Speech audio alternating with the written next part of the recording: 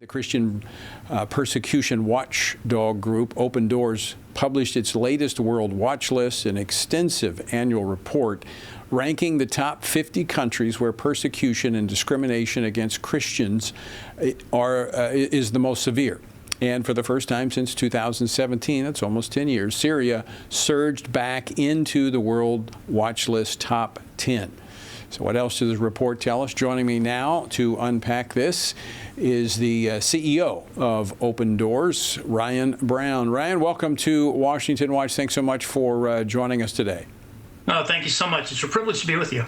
So let's start with Syria. Where did it rank last year? Where is it now? And what were the reasons for this rise?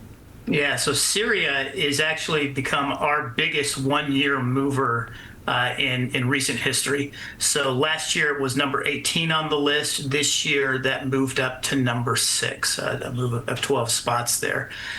Some of the drivers, obviously, as Representative Fine was talking about, with the fall of the previous Assad regime and his HTS has stepped into power. There were a lot of questions. There were a lot of the new rulers were giving indications that they wanted to allow religious freedoms and religious liberties.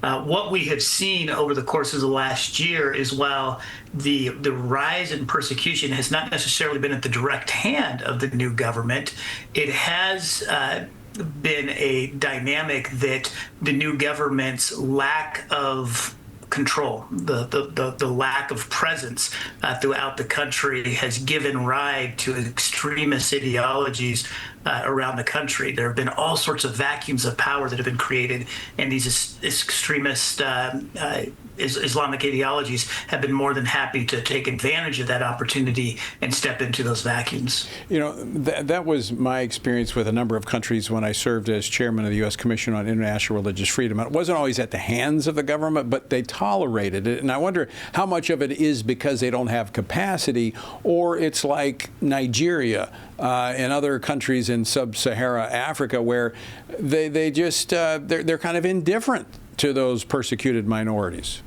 Yeah, that is yet to be seen, whether or not those promises that have been verbalized, whether or not they will follow through on those. I think everybody recognized as that transition was occurring that it was certainly in their best interest to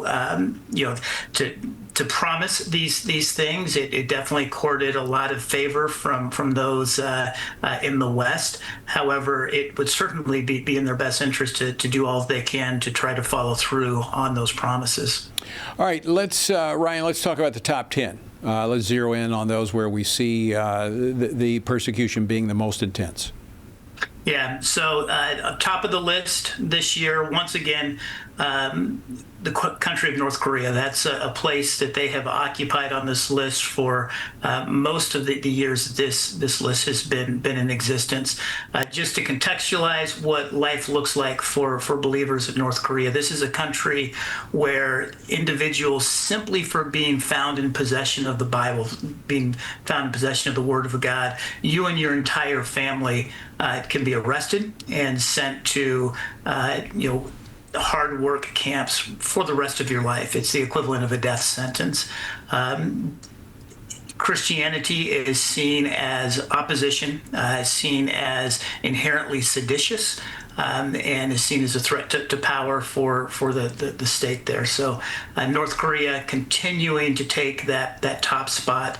Another country on the list that you made reference to just a moment ago that has certainly been grabbing a lot of headlines is Nigeria. And that is a country that in many ways I think serves as kind of been an epicenter of some of the violence, and in many ways has served as kind of foreshadowing perhaps a lot of the trends that we're seeing throughout the sub-Saharan portions of the continent there. And that is just this incredible spike in violence as Islamic extremists looking to exploit opportunity to step into vacuums of power and really seek to drive an ideology that says Christians are infidels and do not belong in the land.